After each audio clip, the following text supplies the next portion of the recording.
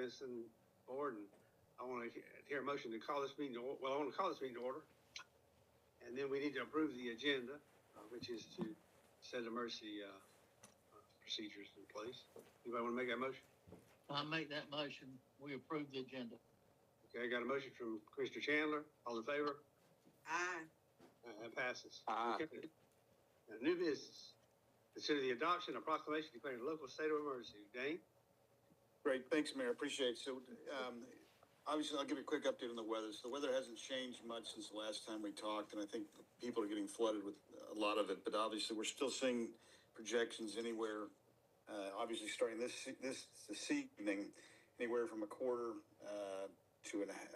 We've seen reports as high as 3/4 of an inch, but we think it's going to be less than that. Still, the plan is starting this evening in through Sunday. Freezing rain is what we're most concerned about. Obviously, with its accumulation on our electrical system. The state, as you know, earlier had declared a state of emergency several days ago, or a day or so ago. Johnston County this morning declared a state of emergency, and then after consultation with attorney, staff members, and obviously the mayor, we have arrived at a declaration of declaring a state of emergency for the town as well. Mostly, this is an administrative function. This allows us to, obviously, this is recorded with the county, and from a FEMA and a state management standpoint, a state emergency management standpoint, this is obviously the administrative procedures for them to tell them that we are expending funds in preparation of and the execution of this storm. There's also parts that Ike will explain here in a second with this state of emergency that we've been going back and forth today on to authorize the mayor to delegate some authorities down to him so that we don't have to turn around and go through putting the board all together and conducting another emergency meeting. And Ike will cover that when we go through this state of emergency. But that mostly is if the roads, for us, from our standpoint, if the roads get into a condition that they're absolutely horrible and people's life, and emergency services lives are at risk because folks are driving on the roads and we have to go recover them. That's really where this gets into. So anyway, I'm gonna let Ike walk us through the declaration of the state of emergency and those authorities, and then open it up for any questions that they've got, and then we'll turn it over to the mayor and the council for action. Ike? Yeah, does everybody have a copy of that? Hopefully, the document I'm referring to is declaration at the top, declaration of a state of emergency, and essentially the first. Is everybody got a copy of that first? Yes, we do. Yeah. Good. Yes. Good. So the first sections up through section 3 really just declare the state of emergency, like Dane was just talking about. The remaining, then section 4, which is the longest, is the delegation of authority for the mayor to act that Dane was just referencing. That's basically the language is taken directly from NCGS 166A 19.31B. Subsection A of that statute gives the authority to the board, or they may delegate that to the mayor. And then there are a listing there, in which I've populated into the declaration, and which was as effective ordinance to delegate that authority. Like I said, I put everything in there from the statute. Deals with the most pressing things, which would be a curfew and or closing streets in this particular situation and weather event. Then also closing of operation of businesses, limiting hours of operation, transportation, sale of alcoholic beverages, and firearms sales and such, and then any other activities or conditions, the control of which may be reasonably necessary to maintain order and protect lives or property during the state of emergency.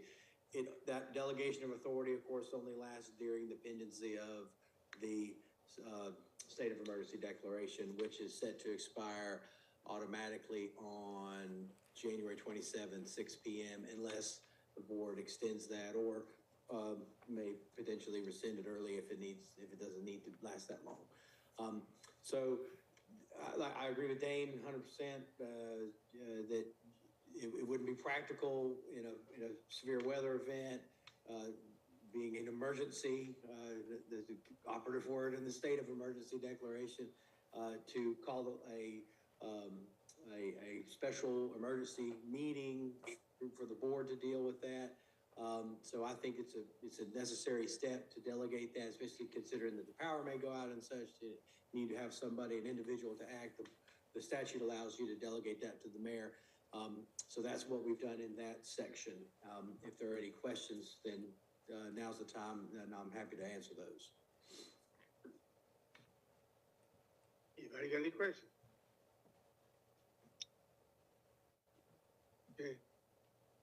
So, no questions. Okay, anybody make a motion that we approve it? Make a motion that we approve. Okay. So, Commissioner Neighbors has made a motion. All in favor? Okay, motion carries. So now, what else should we talk about, Dave? I just want to make it clear for the public that's listening onto this. We have not imposed any of these restrictions. I was listening from the public standpoint. This is a declaration of an emergency. This is the administrative piece, but none of the restrictions that I covered in Section 4. We have not imposed any of those, and so those will be on a case-by-case basis, and obviously we'll inform the public accordingly, on those pieces. Second thing, I do want you to feel comfortable that our teams are prepped. Matter of fact, we have a lot of folks on station already inside the town that are ready to receive, obviously, this weather, and they'll stay on station. And then we have a rotation plan, obviously, to continue operations based upon what Mother Nature throws at us, if you will. We'll continue to push through any updates that we get. We're using a lot of our social media is the best way for us to push that information. I think everybody's getting that.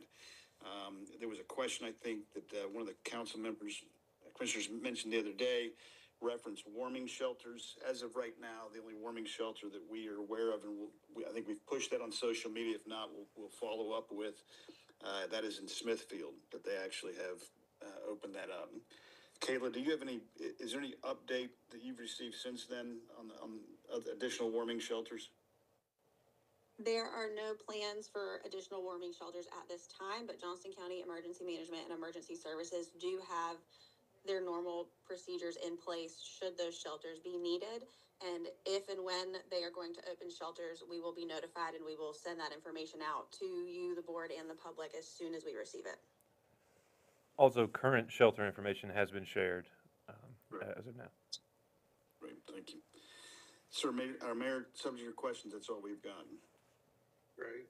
Okay, so everybody be safe out there, and make sure you got all the numbers that you need to contact who you need, and look after people around us, and bring your pets in. Other than that, I guess, I hear a motion, we adjourn. I made that motion. All right, all in favor? Aye. Hey, good deal. We're adjourned. Commissioner Stack, in case I'm incapacitated and you have to take over, you got to come back from San Francisco there. I see you.